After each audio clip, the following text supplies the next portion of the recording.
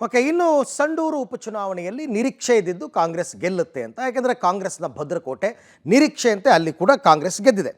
ಮೊದಲ ಮಹಿಳಾ ಶಾಸಕಿಯಾಗಿ ಅನ್ನಪೂರ್ಣ ತುಕಾರಾಮ್ ಅವರು ಅಲ್ಲಿ ಆಯ್ಕೆಯಾಗಿದ್ದಾರೆ. ಬಿಜೆಪಿ ಅಭ್ಯರ್ಥಿ ಬಂಗಾರು ಹನುಮಂತ ವಿರುದ್ಧ ಅನ್ನಪೂರ್ಣ ತುಕಾರಾಮ್ ಭರ್ಜರಿ ಗೆಲುವನ್ನು ಸಾಧಿಸಿದ್ದಾರೆ.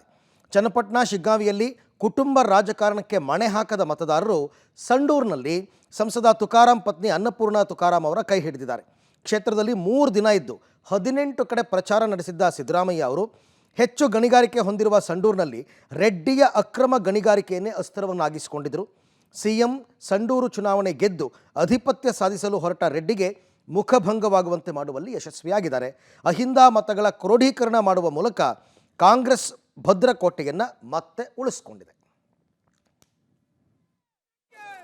ತುಂಬ ಸಂತೋಷ ಆಯಿತು. ನಮ್ಮ ಸಂಡೂರು ತಾಲೂಕಿನ ಜನ ಮತ್ತೊಮ್ಮೆ ನಮ್ಮ ಕಾಂಗ್ರೆಸ್ ಪಕ್ಷವನ್ನು ಆಶೀರ್ವಾದ ಮಾಡಿದ್ದಾರೆ. ತುಕಾರಾಮ್ ಅವರು ಏನು ಅಭಿವೃದ್ಧಿ ಕೆಲಸ ಮಾಡಿದ್ದಾರೆ, ಹಾಗೆಯೇ ನಮ್ಮ ಮಾನ್ಯ ಮುಖ್ಯಮಂತ್ರಿಗಳು ಉಪಮುಖ್ಯಮಂತ್ರಿಗಳು ಏನು ಜನರಿಗೆ ಯೋಜನೆಗಳನ್ನು ಕಟ್ಟಿದ್ದಾರೆ, ಅದೆಲ್ಲ ನಮಗೆ ಒಂದು ಕೂಲಿ ರೂಪದಲ್ಲಿ ಜನ ವಾಪಸ್ ಕೊಡ್ತಾರೆ ಅಂತಕ್ಕಂಥ ನಂಬಿಕೆ ನಮಗಿತ್ತು. ಕುಟುಂಬ ಥರ ನಾವೇನು ಕೆಲಸ ಮಾಡಿದ್ವಿ ಅವತ್ತು ಇವತ್ತು ನಮಗೆ ಫಲ ಕೊಟ್ಟಿದೆ. ಚುನಾವಣೆಯಲ್ಲಿ ಹಣಬಲ ಕೆಲಸ ಮಾಡಿದೆ.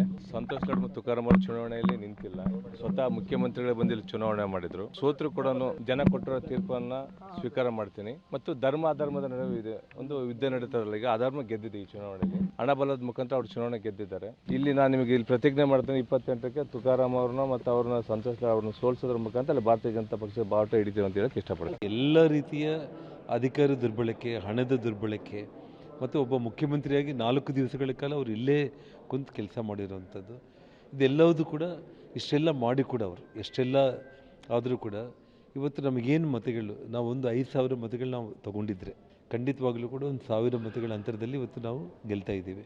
ಸೊ ಹಾಗಾಗಿ ಈ ಗೆಲುವನ್ನು ಅವರು ಸಂಭ್ರಮಿಸೋ ಗೆಲುವಲ್ಲ,